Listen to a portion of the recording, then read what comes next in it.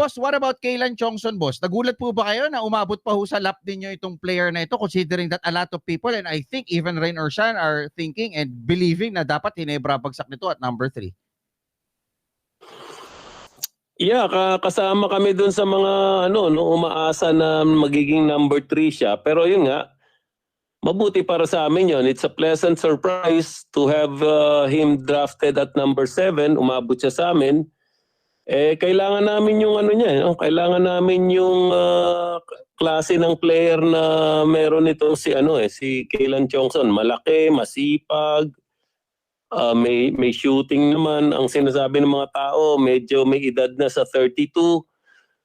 Pero alam mo, yung 32, siguro meron pang mga 5 good years yan no? Kung magamit natin siya ng ayos ng 5 taon, that would be worth the the investment. Opo. So, pero kayo, boss, or since we're already talking about Kaylan Chongson, boss, did you even expect na Ginebra will pass up on him and then pick up ito pong si RJ Abarrietos at number 3?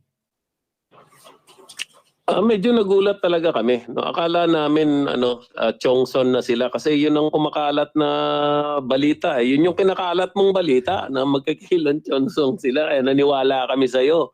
No? So asang-asa na rin kami. Pero yun nga, mabuti rin yung nangyari dahil umabot siya sa amin.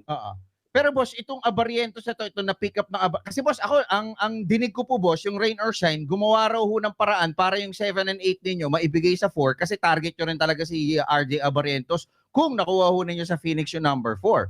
So, may katotohanan po ba ito? Pinag-isipan namin yon, no? Pinag-isipan namin yon. Actually, serious yung namin doon, yung pag-iisip namin doon.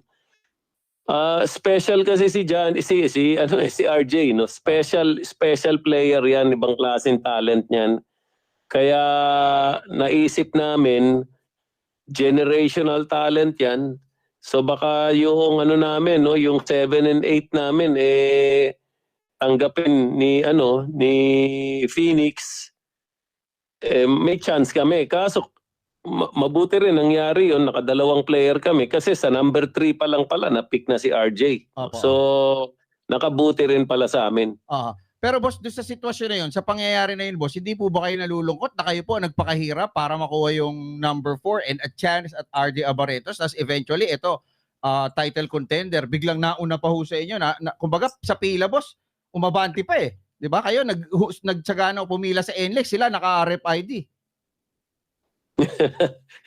Of course, yun nga, actually alam mo naman matagal na nating pinaglalaban yung yung maging parehas sana yung playing field no? Matagal na nating binabanggit yan, matagal nating